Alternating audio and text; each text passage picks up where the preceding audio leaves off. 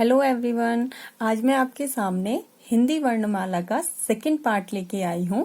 आज हम संस्कृत वर्णमाला को ही कंटिन्यू करेंगे। जैसे कि मैंने पहली क्लास में आपको सिखाया था कि संस्कृत वर्णमाला क्या होती है। संस्कृत वर्णमाला में और हिंदी वर्णमाला में एक ही समानता होती है, कुछ ही फर्क होता है, जैसे कुछ ही थोड़ा सा डिफरेंस होता है, ज्यादा नहीं कुछ होता उसमें। अब मैं इसके डिफरेंस के बारे में आपको बताऊंगी कि इसमें क्या भिन्नता होती है और इसका संस्कृत में क्या महत्व है। देखो यहाँ पे मैंने लिखा भी है, हमने जो उसमें सीखा था पहले फर्स्ट पार्ट में लिखा था स्वर, व्यंजन और आयोग्य। वहाँ हमारे जो वर्ण होते हैं वो क्या क्या होते हैं, स्वर है, व्यंजन है और आयोग्य वहाँ है। यहाँ पे सबसे पहले हम लेंगे स्वर। ठीक है, यहाँ पे स्वर है। देखो दोनों भाषाओं में, हिंदी और संस्कृत में एक ही समानता होती है। स्वर में कोई डिफरेंस नहीं होता, कोई चेंजेस नहीं होते हैं और दोनों सेम ही होते हैं।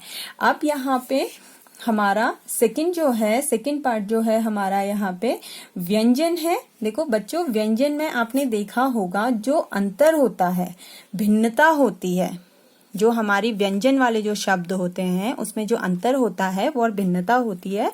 देखो व्यंजन के नीचे संस्कृत में एक तिरछी रेखा लगाई जाती है। यहाँ पे दिख रहा है, जैसे क, च, ट, त, प, य और श।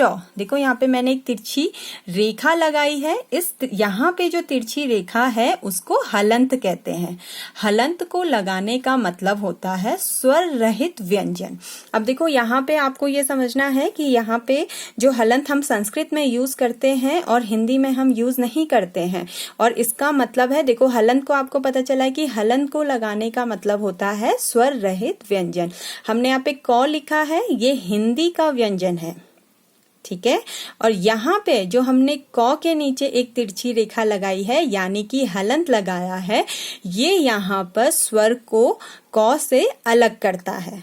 ठीक है, यहाँ पे देखो हमने लिखा है संस्कृत का व्यंजन, ये यहाँ पे क को, और जो क है प्लस आ है, तो यहाँ पे हलंत लगाने से ये स्वर जो है अलग हो जाता है क से। और ठीक उसी प्रकार यहाँ पे मैंने का लिखा है, का प्लस आ, तो ये भी संस्कृत का शब्द है। हम अगर हमें का लिखना है संस्कृत में तो हम इस तरीके से लिखेंगे, और उसका जो आ है, आ की जो मात्रा है वो हलंत लगाने से चेंज हो जाएगा।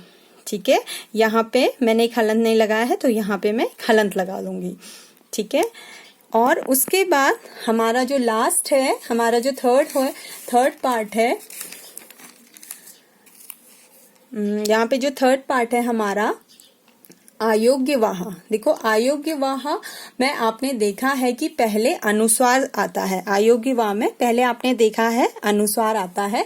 जब हम हिंदी का कोई अनुस्वार प्रयोग करते हैं, जब हम हिंदी में कोई अनुस्वार प्रयोग करते हैं, देखो हिंदी में अनुस्वार का प्रयोग इस तरीके से होता है, ऊपर डॉट लगाने से। ये क्या लिखा है, संयम।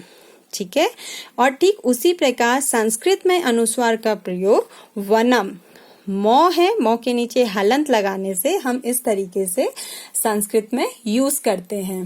ओके, जब हमारे पास शब्द होता है तब हम लिखते हैं वनम, और जब हमारे पास वाक्य होता है, जब हमारे पास कोई शब्द होता है, अगर हमें कोई शब्द लिखना, एक शब्द लिखना है, तो हम उसमें अनुस्वार का प्रयोग मौ के नीचे हलंत लगा के इस तरीके से करेंगे। लेकिन जब हमें कोई वाक्य लिखना है तो हम उसका प्रयोग अहम वनम गच्छामि, इस तरीके से हम उसका यूज करेंगे। जैसे मौ की जगह हमने ऊपर डॉट लगाया है, वन में मौ की जगह हमने ऊपर डॉट लगाया है, और ये हमने लिखा है गच्छामि। इसलिए संस्कृत में जो अनुस्वार का प्रयोग होता है, शब्द में मौ और नीचे हलंत लगाने से उसमें शब्द का यूज होता है, और वाक्य बनाने से अहम वनम गच्छामि, इस तरीके से हम उसको संस्कृत में यूज करते हैं। ये हमारे अनुस्वार का यूज होता है संस्कृत में। इसके बाद हमारा आता है विसर्ग। विसर्ग को पहचानना बहुत आसान होता है। देखो ये विसर्ग किसी भी शब्द के पीछे लगाया जाता है। ठीक है। जो ये विसर्ग का जो साइन है, आपको पता है 2 डॉट जो है विसर्ग का साइन है, ये किसी भी शब्द के पीछे लगाया जाता है। यह चिन्ह पुल्लिंग शब्दों के पीछे लगाए जाते हैं। तो हमें यहाँ पे पता चलता है कि यह जो शब्द होते हैं, ज्यादातर जो संस्कृत में जो शब्द होते हैं, विसर्ग का यूज पुल्लिंग शब्दों में लगाया जाता है। और वह क्या है, उससे हमें आसानी होती है पहचाना कि ये विसर्ग का साइन हमने कहाँ पे लगाना। देखो, बालकः, वृक्षः, कक्षः, स, ये सारे पुल्लिंग शब्द है और विसर्ग का यूज ज्यादातर पुल्लिंग शब्दों में ही होता है।